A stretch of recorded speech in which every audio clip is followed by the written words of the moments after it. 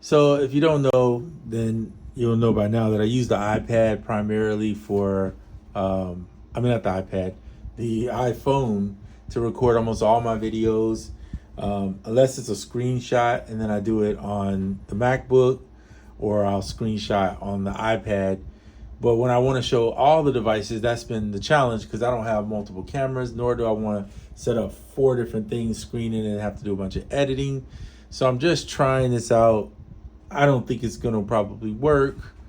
I could probably remove this guy, put it over here, bring this in a little bit. That'll help you better see it. And then the speaker could go somewhere else, but the likelihood of that changing is very hard because it's nicer when it's in front to be able to hear it. But for the sake of this video, I know it's cutting the iPad and a portion of the screen off. But you guys know what loop back, you've seen me use this.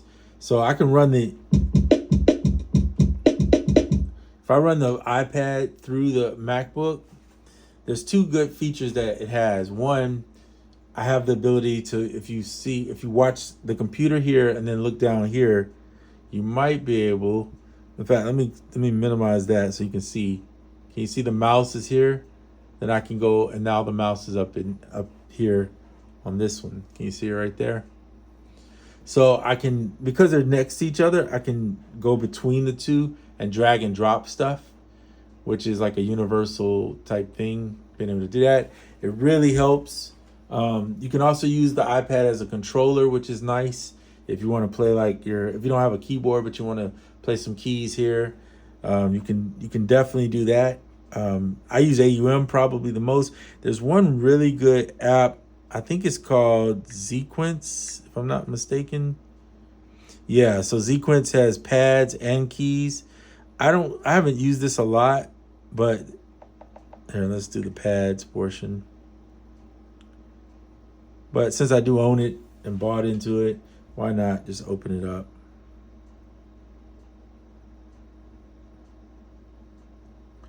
So that's another reason I don't use it much, because it works primarily with AUM. It would be cool if it was separate, but you pretty much, I'm gonna see if I lay this down, if that helps a little bit on you guys being able to at least see it. But you could open it up as a MIDI controller. In here, Xequence keys, and of course route it out through the IDAM MIDI host here. I'm only worried about it going out, obviously. I think I went in. Hold on a second. Yes, I did. I messed that up. We're going to go out. There you go, to the host. And then we should open it up as large as we can possibly do, so to get the most. So now it's routed out. And then you could send that, again, I can move the mouse over here. I'm just using both with one mouse. So you already heard the sound can go through here. I can use that, and I'm sending it through the SP. Everything's routed to the SP and then out to this little speaker. But the SP has 2 headphones that go here. So I just use my headphones, which I have hooked over here.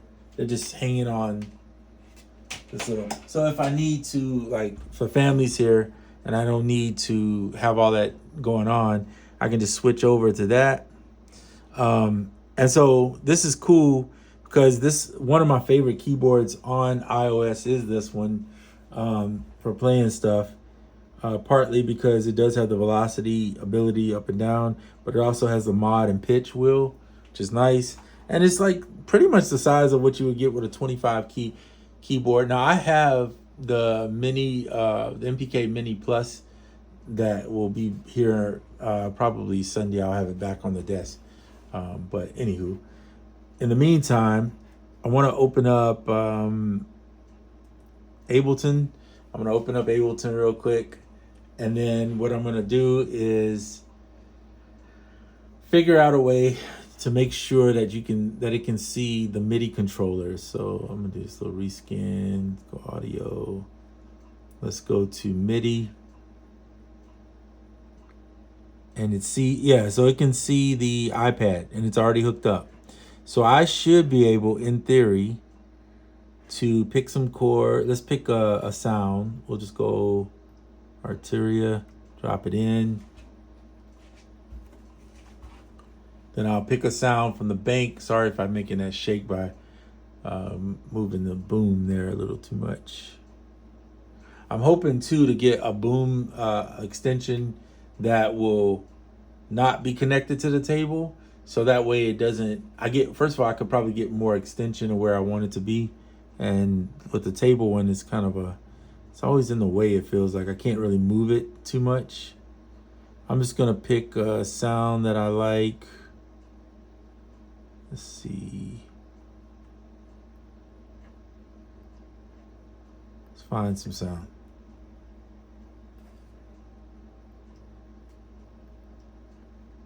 So I see on the screen that the audio is coming through, but I actually have to do this.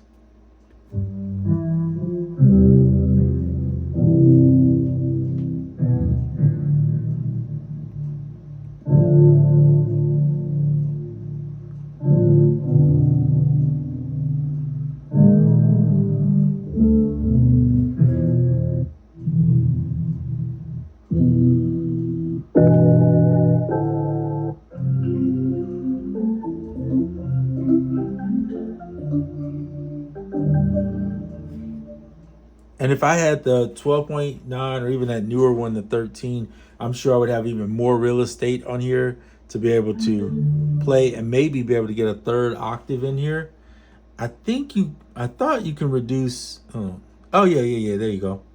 So yeah, if you want more octaves, you could reduce it. For me, that's a little bit harder though, with my fingers being fat. It's kind of, so I probably would stay, and you could change the key colors if you wanted to. I guess you could put something that you like on your eyes. It's a little bit better. Red is a bit much, in my opinion. I do like the purple though, the way it looks. I don't know why it's easier for my eyes to see it. The blue is kind of, but you see what I mean? Like I can control it. Then let's say I want to use scalar with it. I could put, or whatever one you want. The only reason I choose scalar is because it has the scale lock on there. That's the reason why I chose it.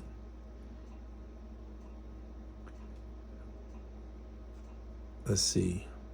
Turn the humanize on, which helps. And then you can just pick, I'm just going to pick that one, scale lock it. I like to see my keys on all so you get the most real estate.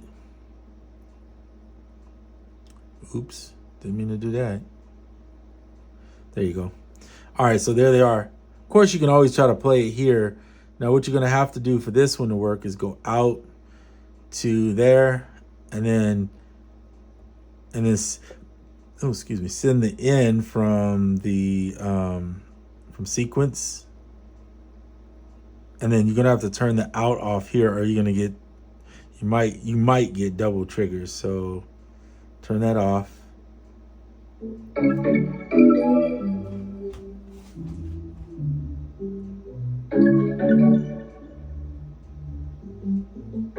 I'm still not sure if I'm getting double. Make sure this one is only going to, it's going here. Let me find a different, let's go something like a pad. Okay, so now, there we go. So it starts at C4. I don't know why they put middle C. Everybody's got to put a middle C at a different spot, but C3 is typically what I'm used to. C4 here is where it starts. So if you have that, just move over one. So now you're in C4.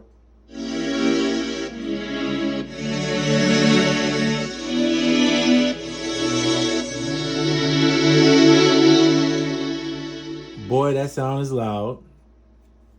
Let me turn it down here from the SP.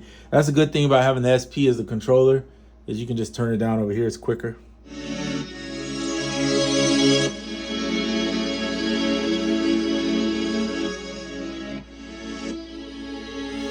So what's cool about this setup, if the SP is receiving sound, which it is, you could set, let's say, hold on. Oh, we're in the pattern. Get out of the pattern. Let's say you want to record in the DAW, you could go here, or you could just you can also record into here. So you could press a pad, set it for 4 bars. You want to make sure if you're going to do this though that you set your BPM in here too, so that you have, and you can play right into here if you wanted to. So press record on pad. It's going to wait, and it's recording.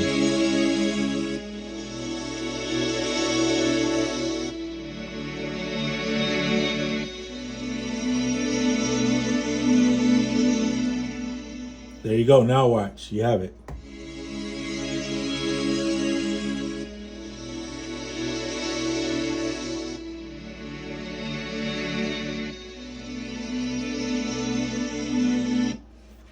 I just let my fingers on gate. But I will say this, if you're going to do something like this, make sure you adjust the sound of this master in here. Turn that thing back some. Because you see how loud that is? That's extremely loud. All right, we're going to delete it. I'll do it one more time. But before we hit record. All right, that's pretty good on level wise. Hit record.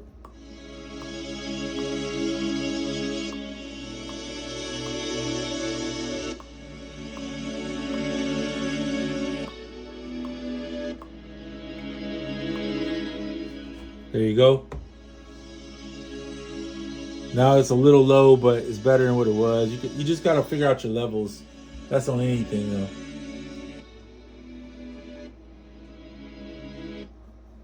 So, do I like that? No, I'm not saying it's the best. The idea is not to show you how to record the best, but you can figure that out yourself on the master where you want it to be.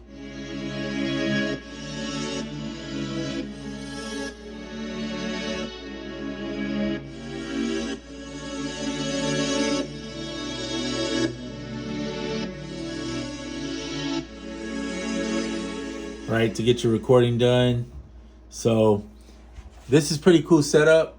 If you don't have a controller and you have MacBook and this, or and I think if I'm not mistaken, you might be able to do it with the iPhone too. Also, like let's say you have an iPad and an iPhone, you could do that. Use one as the controller. I'm gonna say that the iPad is, or you don't have to do that. If you're on the iPad, just use it by itself. I'm just showing you because I'm using other instruments other than what's on the iPad. But anyway, so many options. It's really up to you to figure out what you really want.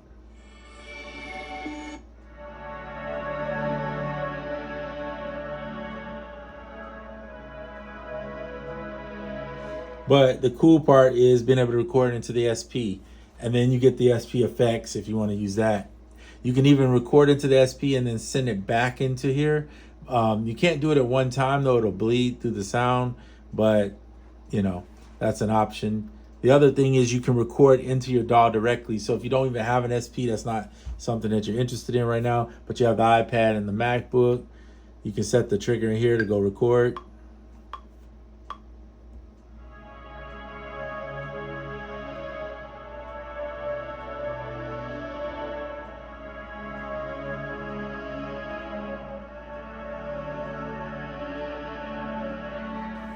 There you go. Boom. Now I just recorded a 4 bar right there. Go ahead and Command J and consolidate it. I like to zoom in a little bit, see, because it's already past the length.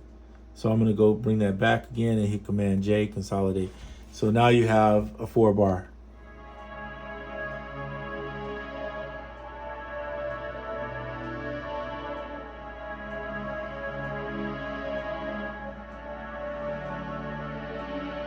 Want to loop it? Command L, loop it.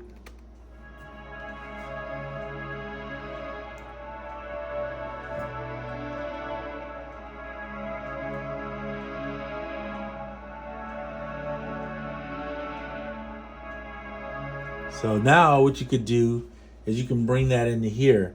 So set one way to do it, or I like to do it is use the looper. And then set this to 4 bars because that's what it is. Hit record. It'll wait for you, and all you have to do is play it.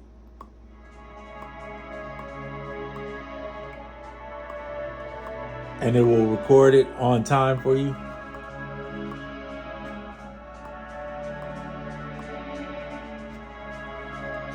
All right, we'll stop this one.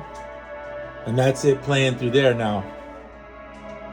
So if I hit that, now I can hit copy, drop it on a pad, and there's your 4 bars already.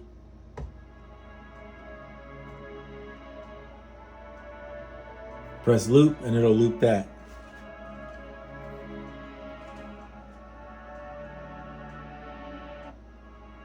Now, is that a great loop? Not really. I mean,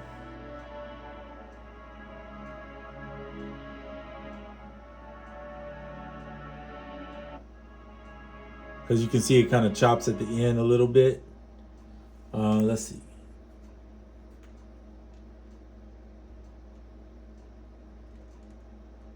But it gives you the idea of what you could do right there. I think the beginning is more where the issue lies. Yeah, because it doesn't start right away. There's a little hit resample to turn 0 snap on, and then truncate it where you want it to be. If you want to zoom in more and get even more fine detail, you could do that. Truncate that. And now at least you're a little bit better here.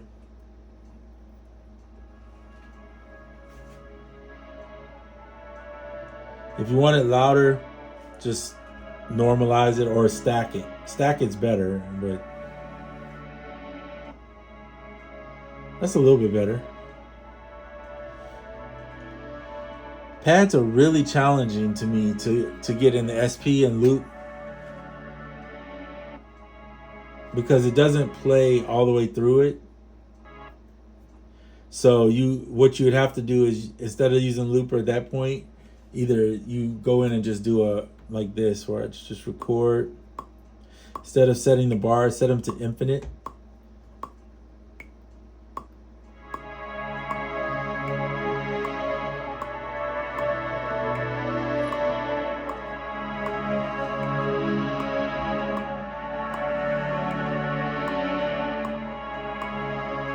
All right, and this is my old way of doing it, is even in Koala I do this too, where you just let it play to that next portion over there, and then you go and chop the end.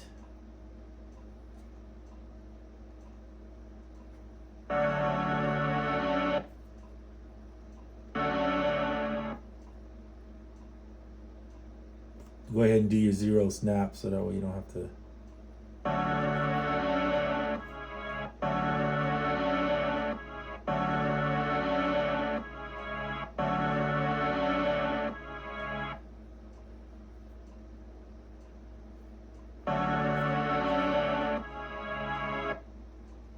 Let's see.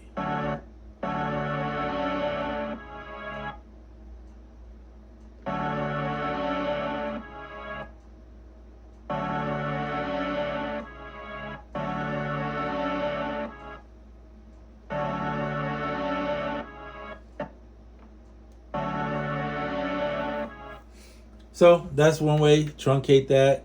Now you have a loop.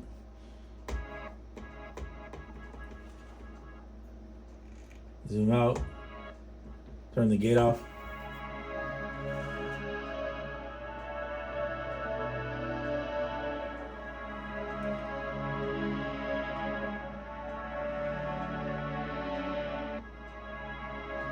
You're always going to have that little start at the beginning like that. I don't know if there is a way to fix that, because it kind of leads in, right? So the only way, well, there is a way you could do it. You're going to have to chop some of the beginning off, though, to do it. But you could, we'll turn this back. Okay. You could zoom in a little bit and go forward to about right there.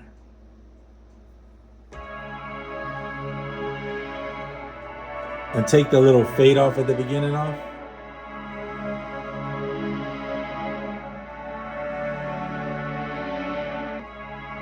See, that's a little bit better already.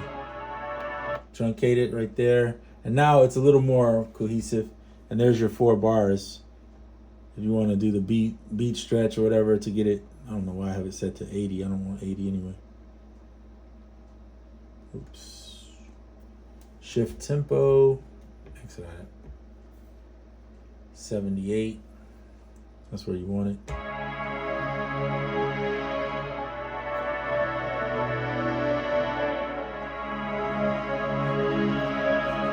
Now you could also go in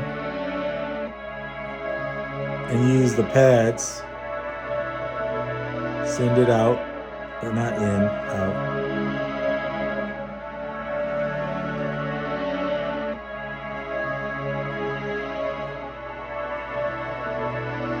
Now, it'd be kind of stupid to do this if you already have an SP. You could just do it with the SP, but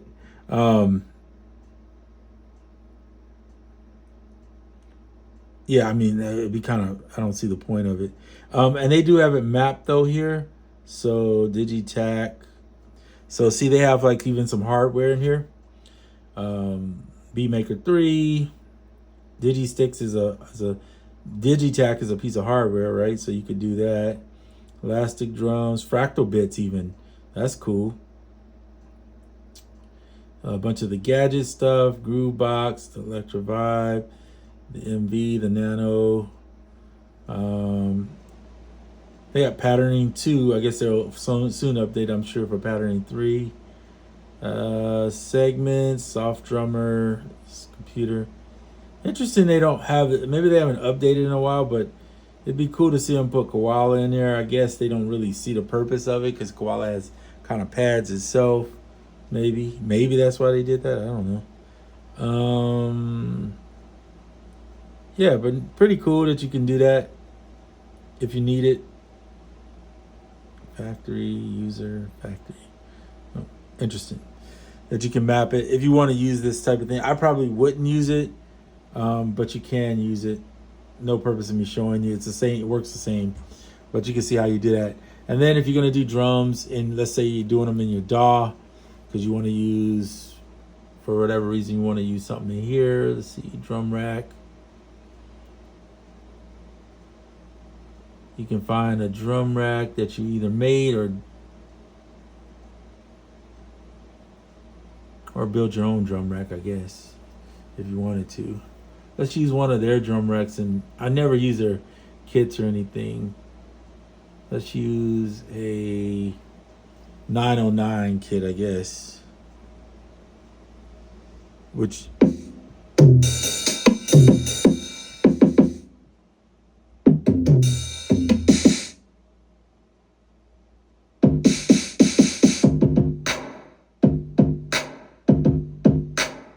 so you could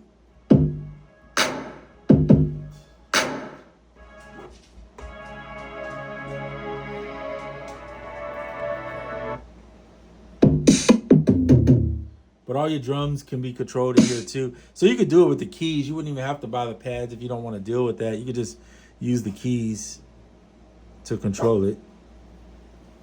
That's my dog. She thinks something's going on, apparently. All right, I'm not gonna sit here and do all this. You guys see what you can do. Just wanted to show you. You could use the iPad as a controller for the MacBook. Record into the SP if you wanted to. All this is interlinked. And even like my out is going to this little speaker here. Well, I also have the headphones on here too. So, and I can control the volume of what's happening. I already deleted it already. So that's why you can't hear it. But anyway, you want to play your bass.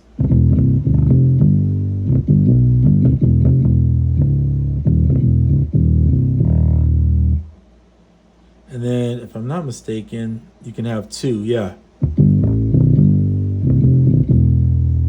So if you want to have two keyboards,